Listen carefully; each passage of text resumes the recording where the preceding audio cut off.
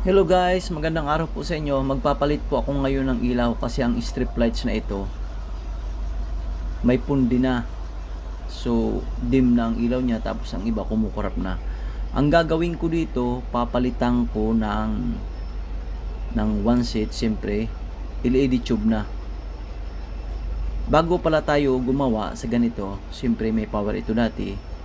Kailangan munang i-off ang breaker tapos testingin natin. Ito nakasilik na sa AC ang ating multimeter, tapos siyempre laging ila-line to ground natin, line to line tapos line to ground para panigurado tayo. Ayan, wala nang supply, nakita nyo po. Tapos ilagay natin sa resistance para makita natin continuity ng ating wala, ayos na yan.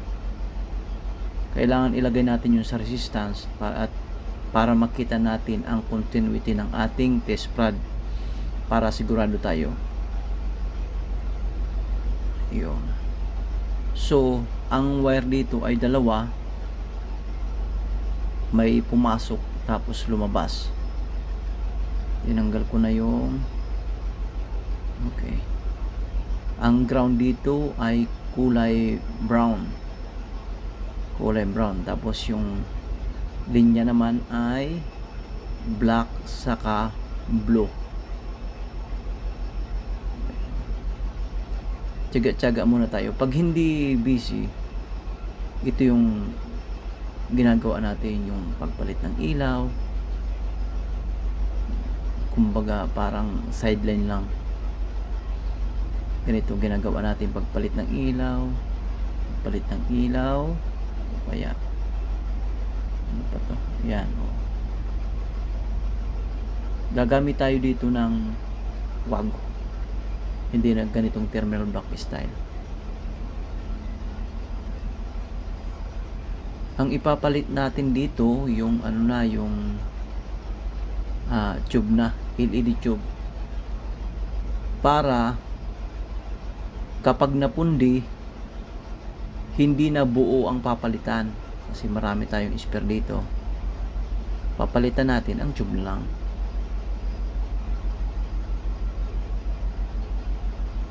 Ayun.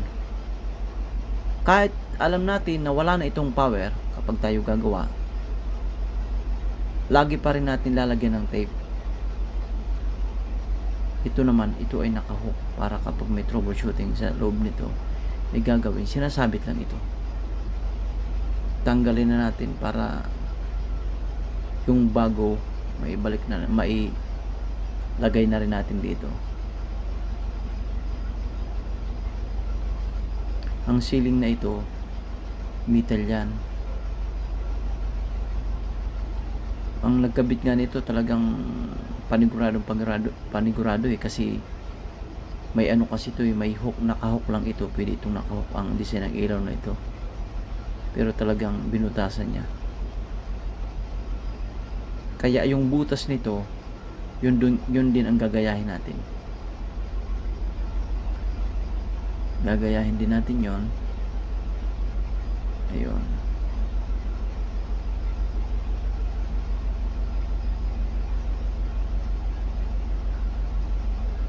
Ayun o. Kalabas ang wire. Yung wire natin, makapal ang insulation yan.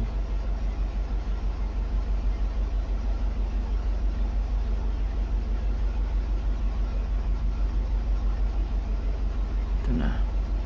Ililipat na lang natin yung link dito kasi hindi yun magano. Ito ang ating bagong pangkabit. Pasimbolin natin dito. Tapos yan, nakita nyo po, iniipit lang dyan ang wire natin. Nilipat ko lang yung sa kabila, yung sa luma, para pag connect natin dito, connect ko dito, ayos na. Tapos ang late na di ba? Sa kapag ganito, hindi tulad noon na talagang napakabigat dahil sa ballast. Ngayon ang gaan na, saka maliit na dalawahan pa ito mga kababayan. Dalawahan ito. Lagay natin screw. Maliit lang ito kumpara sa dati.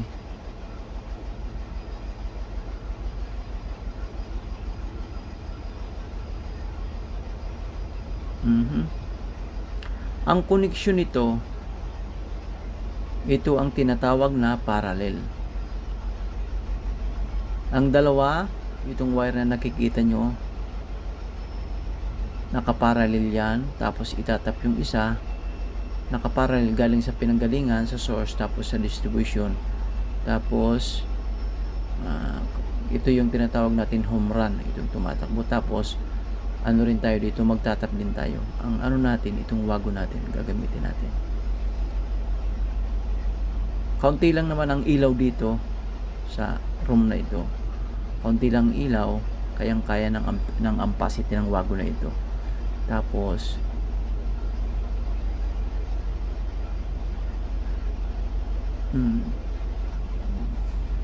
napakaganda ng connector na ito.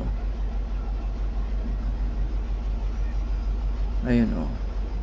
Siguraduhin natin na lahat naka-insert ng maayos, tapos nakalock. Yan. Tapos ito rin, hindi ko na nilagyan ng ferrule. Ayos ah. Alright.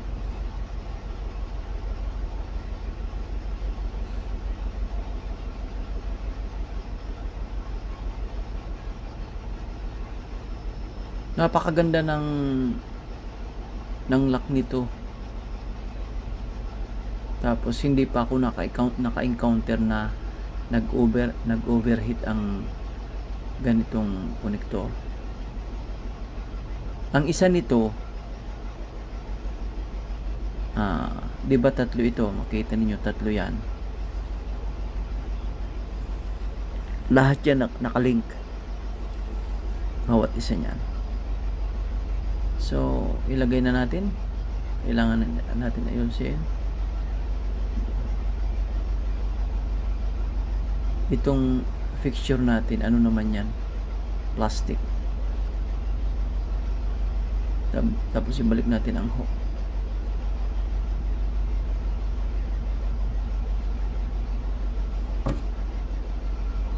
Balik natin ang hook. Para kapag nagtanggal tayo, pwedeng nakahang lang. Napakaliit na nitong ano. Magtatagal ito, ang tube na ito ay tumatagal din. Kasi hindi na masyadong umiinit. Tingnan natin ang diffuse niya. Ayun. Tinanggal ko muna ang goggles ko.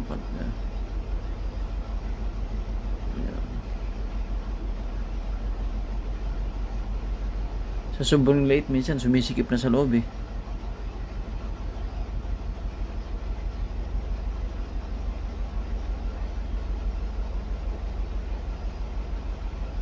Ayun oh.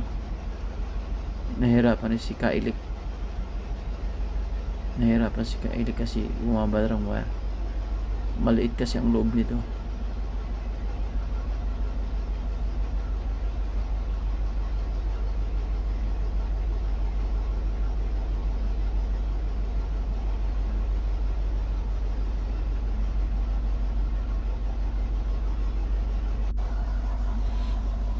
Oops.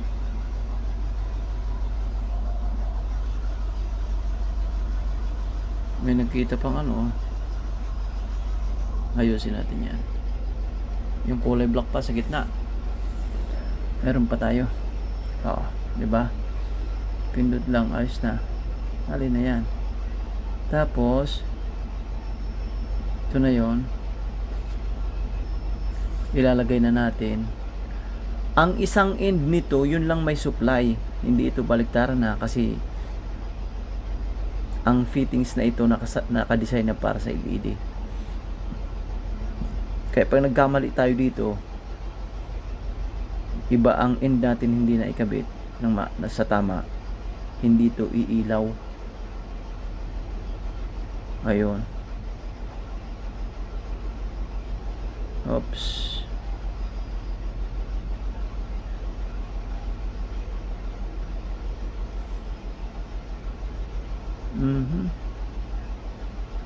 Ito sigurado naman na tayo sa ating koneksyon. Kaya bago ko to pailawin, ikakabit ko na muna ang iba pa nitong mga kasama kasi bali 4 itong ikakabit ko.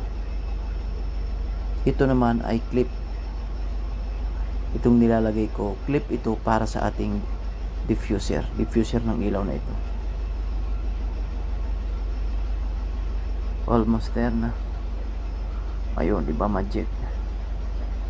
Konting galawan lang, magic agad eh.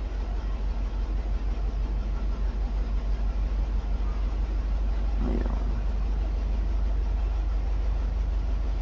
Pick.